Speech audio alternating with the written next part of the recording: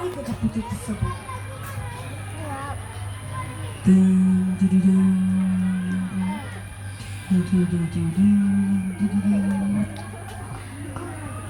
Di mana sepeda? Katamu di sini. Coba kita cari lagi. Sehari mereka penuh mencari, mereka tidak menemuinya. Dan malam pun tiba. Sengeda tertidur dan bermimpi. Ia menemui Muria. Muria berkata, "Wahai Sengeda, aku perintahkan kau untuk pergi ke Samar Kilang untuk mencari gajah tersebut."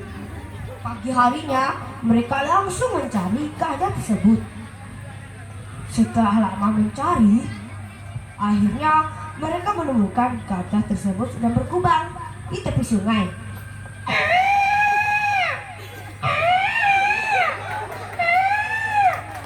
Mereka berhati-hati dengan menggunakan tali tubuh gajah yang nampak penyuh itu. Tiba-tiba gajah itu lari. Mereka mengejar dengan sekuat tenaga.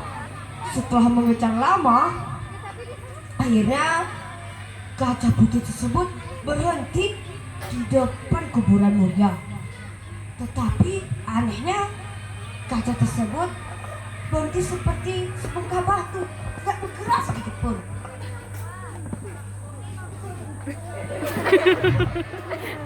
Sengeda dan Raja Sule mencoba membangunkannya, mencongkelnya, menggeritikinya, mengejutkannya.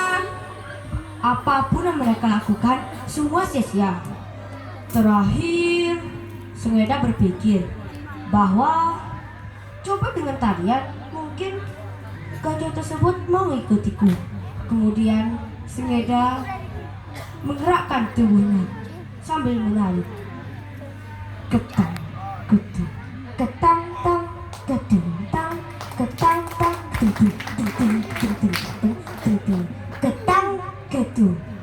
Ternyata gajah tersebut bangkit dari duduknya. Dia pun mengikuti gerakan Sengeda dan Raja Sule. Tang, tang, tang, tang, tang, tang, tang, tang, tang, tang. Mereka menari sambil berjalan sampai ke istana, dan gajah tersebut diberikanlah kepada Sultan. Nah teman-teman, dari kisah tersebut, tarian tadi disebut dengan tari Gol sampai sekarang. Demikian yang bisa saya sampaikan. Wassalamualaikum warahmatullahi wabarakatuh.